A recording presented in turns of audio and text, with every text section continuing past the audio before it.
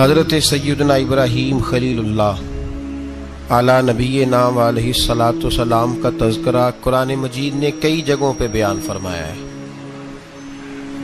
نبی پاک صلی اللہ تعالی علیہ وسلم نے ارشاد فرمایا کہ میں ملت ابراہیم پہ ہوں۔ حضرت ابراہیم علیہ الصلاۃ والسلام کے سیرت کو، سوانے کو، ان کی زندگی کے واقعات کو قرآن مجید نے متعدد مقامات پہ بیان کیا ہے۔ انبیاء کرام علیہ السلام 1,24,000 کم و بیش ہوئے، لیکن دین اسلام میں نبی پاک علیہ السلام کی امت میں جو مقام حضرت ابراہیم کا ہے وہ بس انہی کا ہے۔ ان کی زندگی ایک بڑی خوبصورت، بڑی منفرد اور مسلمانوں کے لیے بڑی اسوہ نور دینے والی زندگی ہے۔ نبی پاک صلی اللہ علیہ وسلم نے فرمایا میں اپنے باپ حضرت ابراہیم کی دعا بن کے دنیا میں آیا ہوں۔ اور پھر محبوب پاک سید عالم صلی اللہ تعالی علیہ وسلم نے اپنی امت میں بھی جناب ابراہیم کے طریقے کو جاری رکھا۔ صحابہ نے قربانی کے بارے میں حضور سے پوچھا ما ھذہ الاضحیہ، یا رسول اللہ صلی اللہ علیہ وسلم یہ قربانی کیا ہے؟ تو فرمایا سنت ابیکم ابراہیم، یہ تمہارے باپ حضرت ابراہیم کا طریقہ ہے، یہ تمہارے باپ حضرت، حالانکہ قربانی نبی پاک صلی اللہ علیہ وسلم کا بھی طریقہ ہے، لیکن فرمایا تمہارے باپ حضرت ابراہیم کے ذکر کو باقی رکھا۔ اللہم صلی علی محمد وعلی آل محمد کما صلیت علی ابراہیم وعلی آل ابراہیم، ان کے تذکرے کو باقی رکھا دین کے اندر۔ حضرت ابراہیم بڑی امتیازی شان والے نبی ہیں، بڑی امتیازی شان والے۔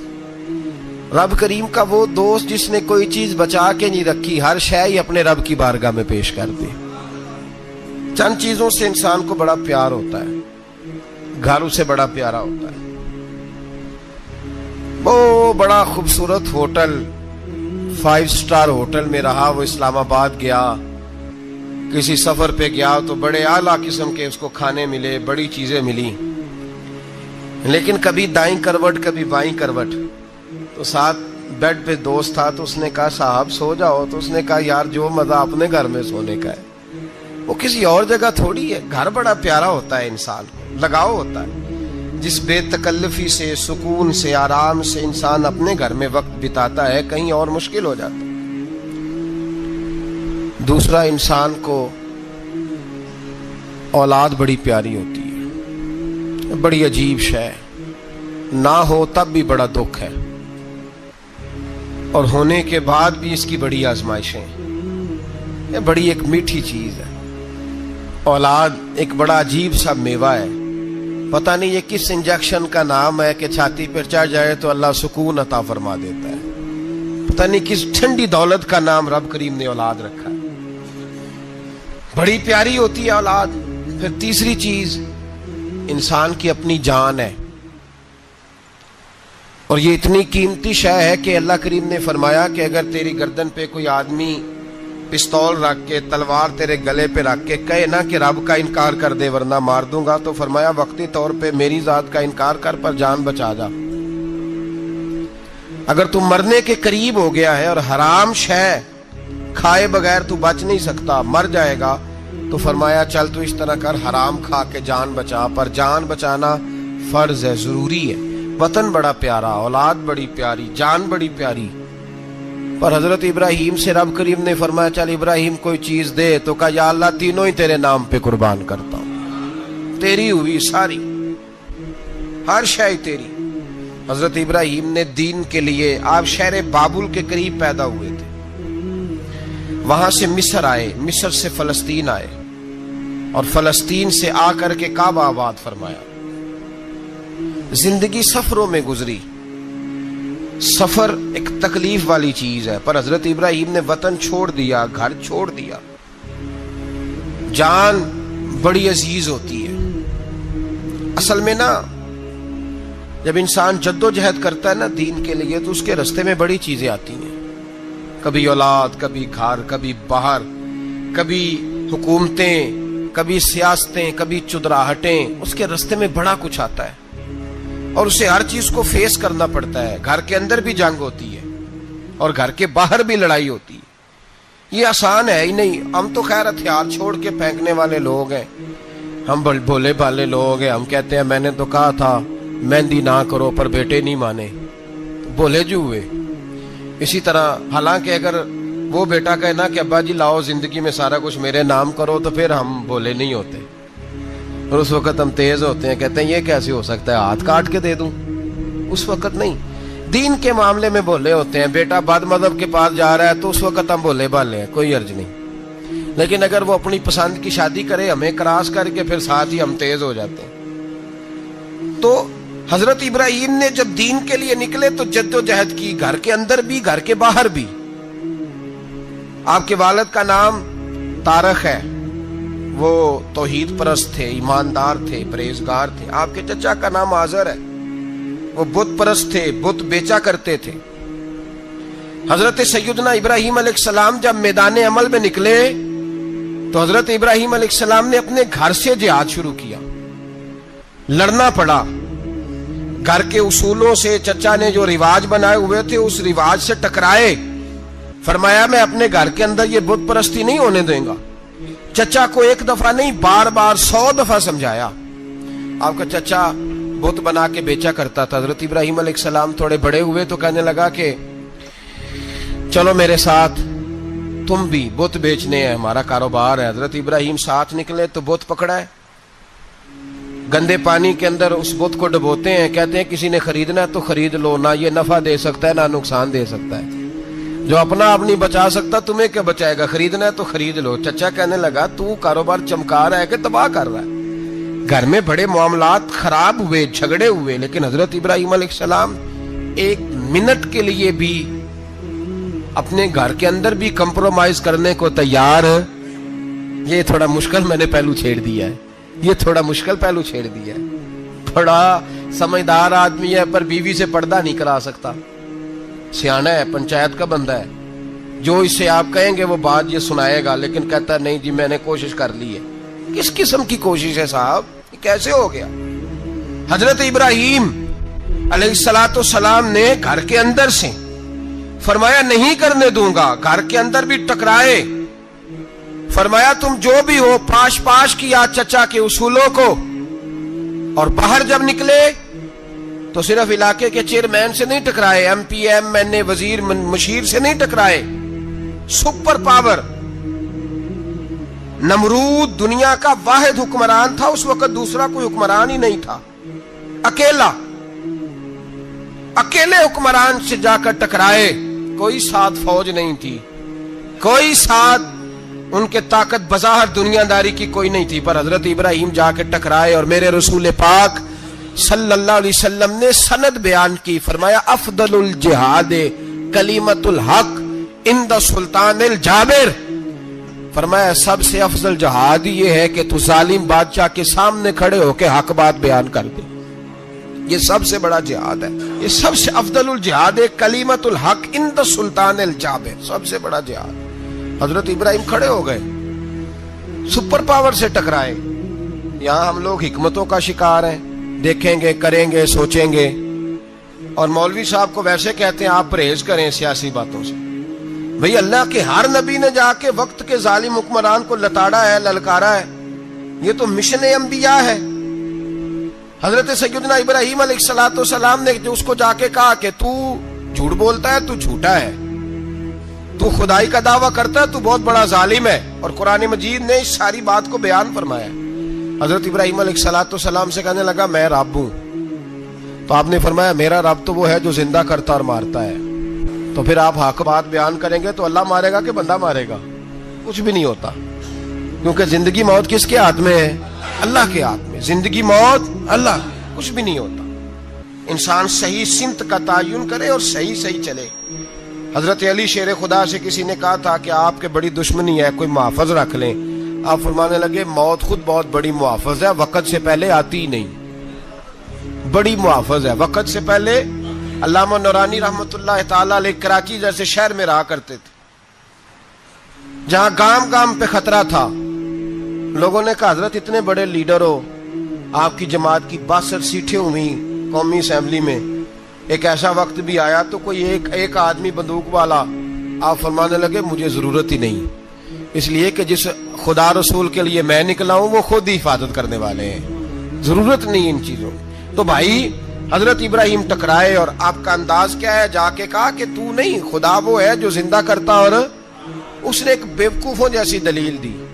एक आदमी को कल फांसी देनी थी तो उसको बुलाया, कहने लगा तुझे कब फांसी है? उसने कहा कल। कहने लगा जा तुझे आजाद किया, जिंदगी दी, उसको छुट्टी दे दी। एक आम आदमी बेचारा बैठा था, उसको पकड़ के ना कहने लगा इसकी गर्दन उड़ा दो। कहने लगा देख लो मैं भी जिंदा करता और मारता हूं, वो जो कल मरने वाला था मैंने जिंदा कर दिया है, और जिसको पता ही नहीं था कि मैंने मरना है उसे पकड़ के मैंने मार दिया है। ये बेवकूफों जैसी दलील है।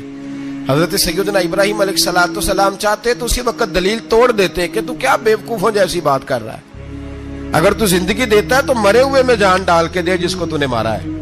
लेकिन हजरत इब्राहिम ने देखा कि बेवकूफ है, बेवकूफों से बहस नहीं होती, दलील बदल ली जाती है, उनकी अकल के मुताबिक बात की जाती है। हजरत इब्राहिम फरमाने लगे मेरा रब वो है जो सूरज मशरिक से निकालता है और मगरिब में गुरूब करता है, तू अगर रब है तो तू मगरिब से निकाल के मशरिक में गुरूब कर।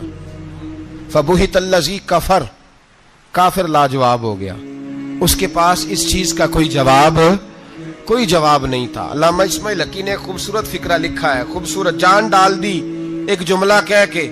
हजरत सैयदना अल्लामा इस्माइल हकी रहमतुल्लाह अलैह फरमाने लगे चूंकि नमरूद बेवकूफों जैसी बातें कर रहा था, अगर वो ये कह देता ना कि मैं सूरज को निकालता हूं मशरिक से, मैं गुरूब करता हूं माज़अल्लाह मगरिब में मैं निकालता हूं, तो आप अपने रब से कहिए कि वो मगरिब से निकाल के मशरिक में गुरूब करे। अल्लामा इस्माइल हकी फरमाते हैं रब करीम की आवाज़े कुदरत थी, मालिक हजरत इब्राहिम अलैहिस्सलाम के इस, अगर वो कह देता और हजरत इब्राहिम दुआ कर देते तो रब करीम ने फरिश्तों को तैयार बिठाया हुआ था। फरमाया अगर ये कह दे मेरे खलील से कि सूरज मगरिब से निकाल के मशरिक में गुरूब करना है तो तैयार रहना, जिस तरह खलील कहेंगे वैसे ही कर देंगे। वत्तखज़ल्लाहु इब्राहीम खलीला, इब्राहिम हमारा दोस्त जो हुआ, जैसे कहेगा वैसे कर देंगे। हजरत सैयदना इब्राहिम अलैहिस्सलाम की बातों का जब जवाब न दे सका, दलील नहीं बंदा देता, फिर लड़ाई करता है, फिर झूठे मोटे एतराज करता है। दलील खत्म होती है तो लोग जातियात पे उतरते हैं, कहते हैं ये खांसता सही नहीं, देखता सही नहीं। दलील खत्म, अब जातियात पे उतरे, कहने लगे मुझे पता चला है कि ये फलानी जगह गया था तो वहां जाके इसने इस तरह किया है। फिर लोग जातियात पे उतरते हैं, जब दलील का जवाब दलील से नहीं दे पाते फिर जातियात पर उतर कर हमले करते हैं। हजरत इब्राहिम के दलाइल का जवाब नमरूद ना दे सका तो कहने लगा कि इसको आग में डाल दो। कौम गई हुई थी सारी, आपने बात सुनी हुई है, मैंने सिर्फ इशारा देना है, मेले पे। तो हजरत सैयदना इब्राहिम अलैहिस्सलाम ने सारे बुत तोड़ दिए, कुल्हाड़ा बड़े बुत की गर्दन पे रखा, वापस आए, कहने लगे बुत किसने तोड़े हैं? तो फरमाया इससे पूछ लो जिसकी गर्दन पे कुल्हाड़ा है।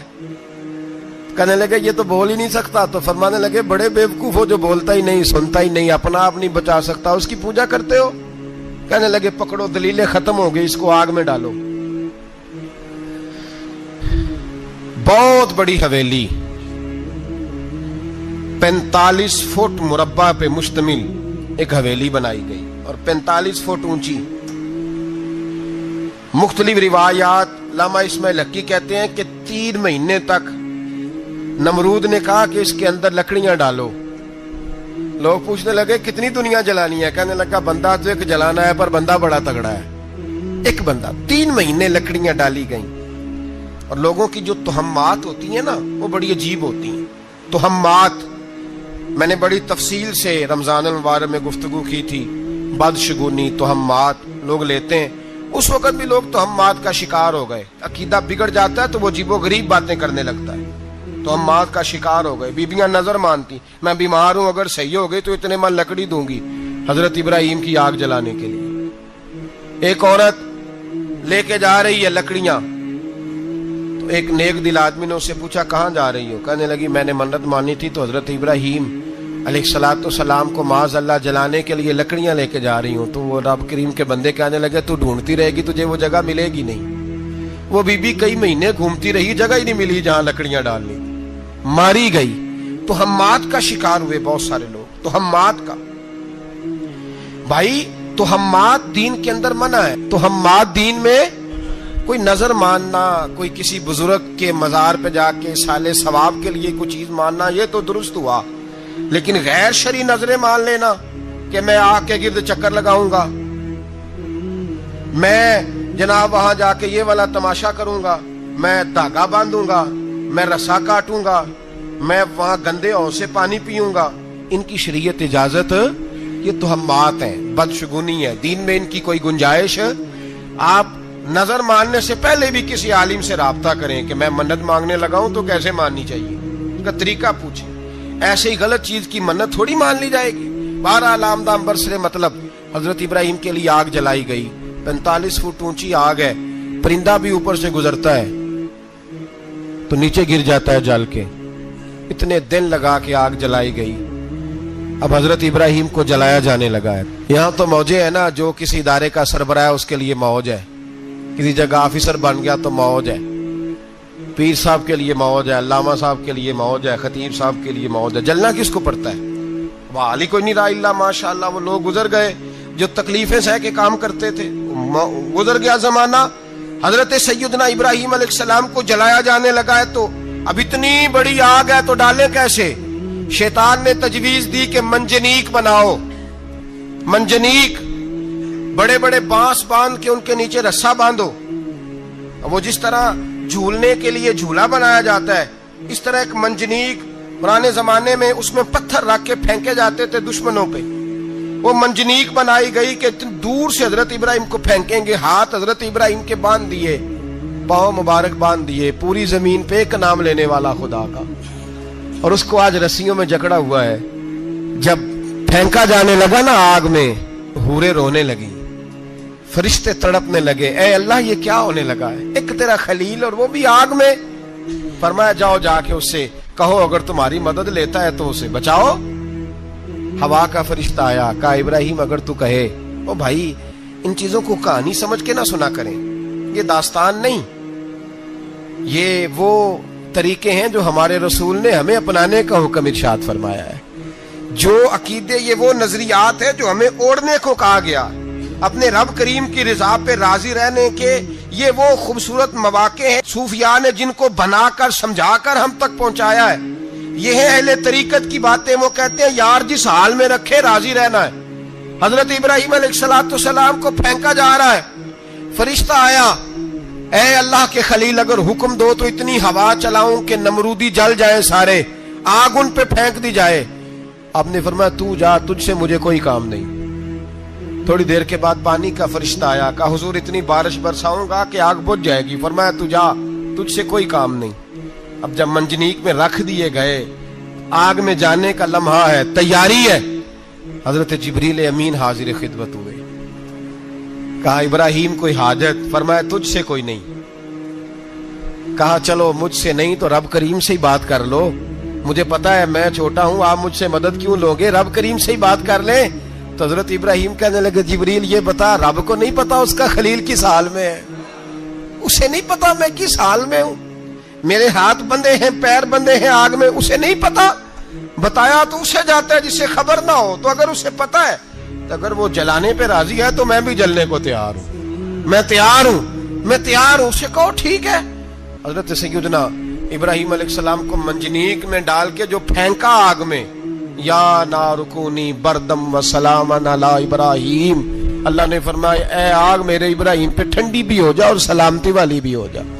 हजरत इब्राहिम को दो फरिश्तों ने बिठा दिया जमीन पे, फूल खिले हैं, कौंपले महक रही हैं, कलियां खुशबू दे रही हैं। हजरत इब्राहिम ने सर सजदे में रख दिया, सुबहान अल्लाहि वल्हम्दुलिल्लाह वला इलाहा इल्लल्लाह वल्लाहु अकबर। हजरत इब्राहिम अल्लाह की तस्बीह पढ़ने लगे, रब करीम का शुक्र बजा लाने लगे। निकले वहां से, कुछ दिन गुजर गए, निकले, हुक्म हो गया इब्राहिम इलाका छोड़ दो।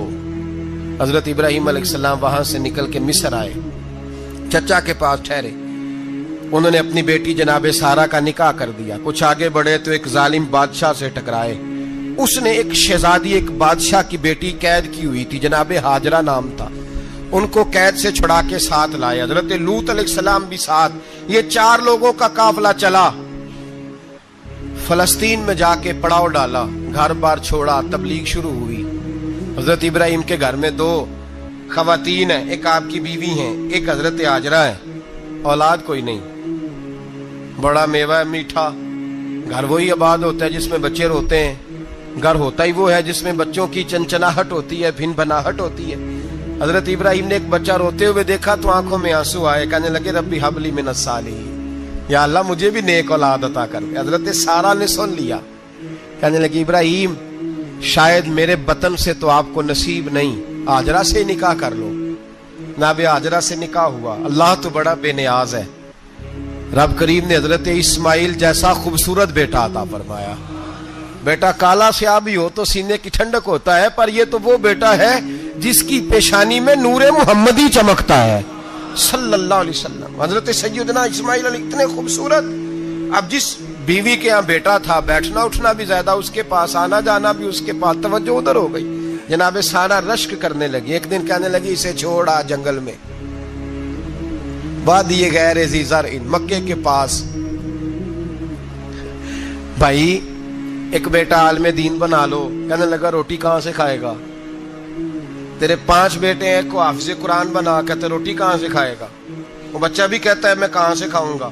حضرت ابراہیم علیہ السلام تو چند مہینے کا بچہ چھوڑ آئے, تو کہاں سے روٹی کھائی حضرت اسماعیل نے؟ کہاں سے کھائی ان کی اماں نے روٹی؟ بھوکے مر جاتے ہیں یہ سارے. میں بڑی ذمہ داری سے کہا کرتا ہوں کہ جتنی خوبصورت روٹی اللہ کریم دین کے خادموں کو عطا کرتا ہے شاید کسی اور کے نصیب ہوتی ہو, لیکن ہم لوگ توجہ ہی نہیں کر رہے. ہمارا ذوق ہی نہیں بن رہا. ہم یہ محنت ہی نہیں کر رہے کہ قوم کو مستند علماء کی ضرورت ہے. علاقوں کے علاقے خالی ہیں.